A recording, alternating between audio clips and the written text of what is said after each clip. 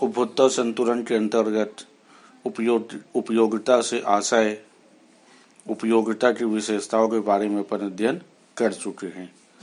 अब प्रश्न उठता है कि क्या उपयोगिता को मापा जा सकता है या क्या उपयोगिता मापनीय है। इस प्रश्न के उत्तर में हमें कई अर्थशास्त्रियों के बारे में अध्ययन करना पड़ता है। प्रमुख अर्थशास्त्रियों के अनुसार उपयोगिता को मापा जा सकता है। जैसे ऊंचाई या भार को मापा जाता है, परंतु उपयोगिता को मापने की कोई प्रमाणित इकाई नहीं है। अतः अर्थशास्त्रियों ने इसे मापने हेतु काल्पनिक माप दी है, जिसे यूटिल के नाम से जाना जाता है। अर्थात यूटिल एक वस्तु की निश्चित मात्रा को उपभोग करने से प्राप्त होने वाली संतुष्टि को मापने की एक काल्पनिक एवं मनोवैज्ञानिक इकाई है। प्रोफेसर मार्शल ने उपयोगिता को मापनीय बताते हुए गणनावाचक दृष्टिकोण प्रस्तुत किया। इस दृष्टिकोण के आधार पर हम कह सकते हैं कि एक वस्तु से प्राप्त उपयोगिता दूसरी वस्तु से प्राप्त उपयोगिता से कितनी गुना कम या अधिक है। जैसे एक उपभोक्ता किसी वस्तु के लिए 10 रुपये देता है तथा दूसरी वस्तु के लिए 20 रुपये देता है, तो इसका अभिप्राय यह समझा जा सकता है कि उपभोक्ता के लिए दूसरी वस्तु की उपयोगिता पहली वस्तु की तुलना में दोगुनी है। अर्थात जितनी अधिक वह कीमत देने को तैयार है, इससे अंदाजा लगाया जा सकता है कि उसके लिए उस वस्तु की कितना उपयोगिता होती है। इसके बाद आते हैं उपयोगिता के प्रकार। उपयोगिता को 2 भागों में बांटा गया है, कुल उपयोगिता और सीमांत उपयोगिता। पहले अपन आते हैं कुल उपयोगिता की ओर। कुल उपयोगिता संतुष्टि की वह मात्रा है जो किसी वस्तु की निश्चित मात्रा के उपभोग से प्राप्त होती है। कुल उपयोगिता वस्तु के उपभोग की जाने वाली सभी इकाइयों से प्राप्त होने वाली उपयोगिता के योग को कहते हैं। जैसे कोई व्यक्ति यदि 5 रोटियां खाता है, जिससे उन्हें क्रमशः 50, 40, 30, 20 और 10 इकाई की उपयोगिता प्राप्त होती है, तो उसकी कुल उपयोगिता अर्थात 50 धन 40 धन 30 धन 20 धन 10 बराबर 150 इकाई की बराबर होगी। इस प्रकार से उसकी कुल उपयोगिता होगा 150 इकाई के बराबर। दूसरा सीमांत उपयोगिता। सीमांत उपयोगिता से तात्पर्य होता है अंतिम इकाई से होता है। अर्थात सीमांत उपयोगिता उपभोग की जाने वाली वस्तु की अंतिम इकाई से प्राप्त उपयोगिता को कहते हैं।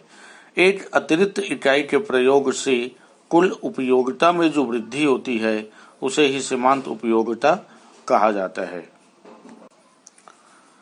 जैसे कोई उपभोक्ता 3 रोटियों का उपभोग करता है, जिनसे उसे क्रमशः 20, 15 तथा 10 इकाई से उपयोगिता सीमांत उपयोगिता प्राप्त होती है। तो इस उदाहरण में उन्होंने जो तीसरा रोटियां का प्रयोग किया था, वह सीमांत इकाई होगी तथा उनसे मिलने वाली उपयोगिता 10 इकाई की उपयोगिता कहलाएगी।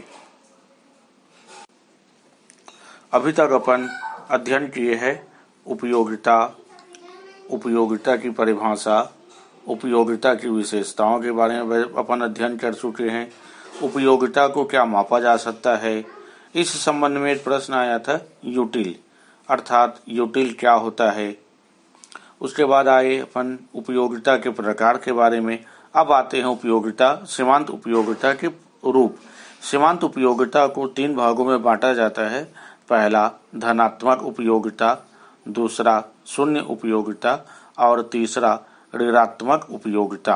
पहला, यदि किसी वस्तु के उपभोग से शून्य सीमांत उपयोगिता प्राप्त होने से पहले जो उपयोगिता मिलती है वह सीमांत उपयोगिता कहलाती है।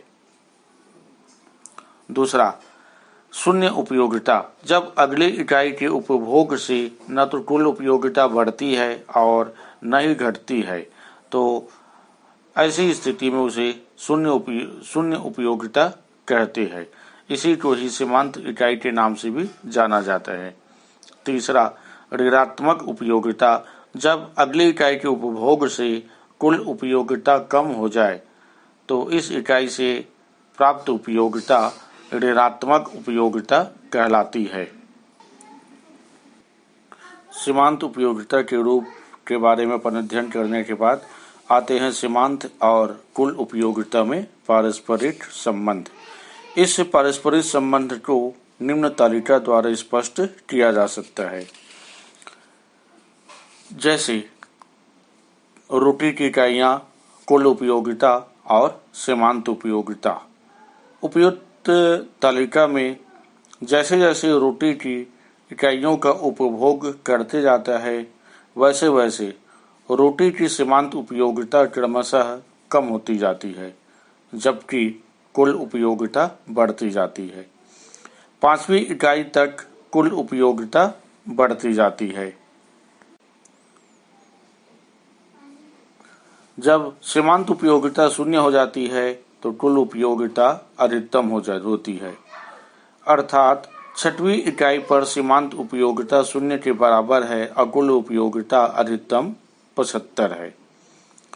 जब सीमांत उपयोगिता ऋणात्मक होने पर कुल उपयोगिता घटने लगती है, जैसे तालिका में बताया गया है।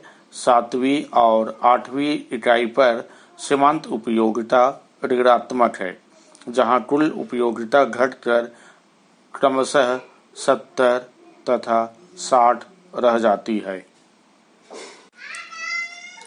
इस प्रकार जब सीमांत उपयोगिता घटती है तो कुल उपयोगिता बढ़ती है, और जब सीमांत उपयोगिता शून्य होती है तो कुल उपयोगिता अधिकतम होती है, और जब सीमांत उपयोगिता ऋणात्मक होने लगती है तो कुल उपयोगिता भी घटने लगती है।